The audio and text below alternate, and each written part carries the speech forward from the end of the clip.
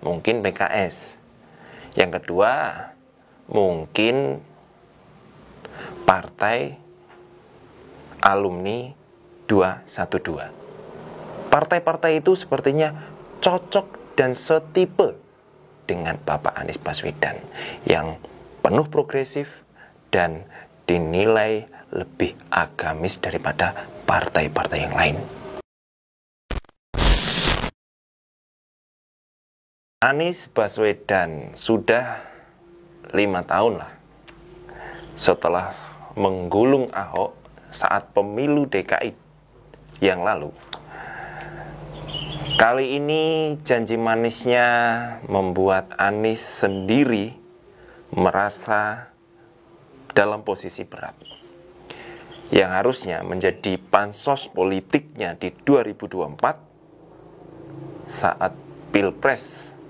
Tapi sepertinya rakyat Indonesia harus melihat Anies dengan wajah yang menangis. Kenapa?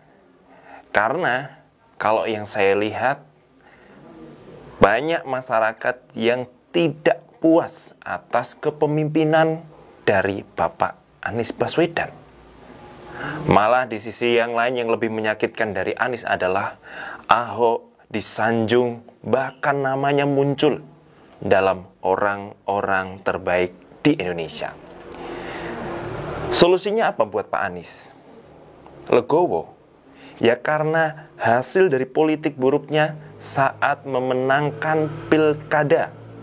Sepertinya menggulung mengakibatkan janji manisnya membuat banyak orang menangis.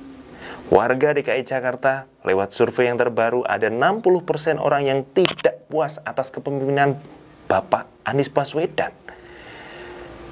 Sisi yang lain saya melihat rombongan-rombongan yang dulu sering konvoi dan menyuarakan seiman sepertinya sudah pelan-pelan meninggalkan Bapak Anies.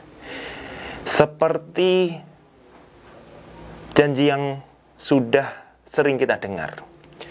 Mulai dari air yang harusnya turun ke tanah, sunatullah, macam hal itu sepertinya hari ini sudah menjadi momok yang sangat menakutkan saat Jakarta sedang hujan. Kemudian ada juga yang saya pikirin lebih penting dari semuanya, itu adalah tempat teduh warga Jakarta yang dulu dengan kata-kata manisnya menyebut ada DP 0%. Di akhir jabatan Anies, DP 0% itu ada apa tidak aku juga nggak tahu. Kemudian yang terbarukan ada sumur resapan yang merusak jalanan. Banjirnya tetap mengganggu jalannya ya. Banyak inovasi-inovasi Bapak Anies ini yang benar-benar sangat terbarukan dan menurut saya menjadi suatu yang dilema. Pak Anies untuk merecovery namanya juga susah. Namanya sering disebut sebagai yang jauh lebih pintar. Tetapi makin kesini makin pintar berkata-kata dan makin pintar beralasan. Ya kalau saya pikir Pak Anies lebih baik istirahat saja. Tunggu waktu yang tepat untuk memperbaiki citranya agar Pak Anies memang ditangkap oleh masyarakat menjadi jauh lebih baik. Tapi kalau tidak, ya ini bisa jadi gulungan karma Pak Ahok. Memang Anies dan Pak Ahok ini seperti saudara, tetapi persaingannya ketat. Di sisi lain Pak Ahok dengan sejuta prestasi dan inovasinya, kalau Pak Anies sama-sama sejutanya, tapi sejuta alasan tidak memberi solusi. Sudahlah. Di 2024, karena masih ada angka yang cukup panjang 2 tahun, mulai dari tahun ini, mungkin bukan dari DKI Jakarta Pak Anies Baswedan naik ke 2024, tapi lewat kendaraan lain.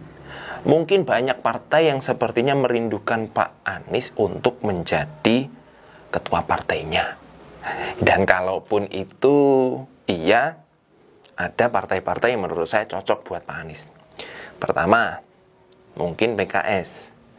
Yang kedua, mungkin partai alumni 212. Partai-partai itu sepertinya cocok dan setipe dengan Bapak Anies Baswedan yang penuh progresif dan dinilai lebih agamis daripada partai-partai yang lain.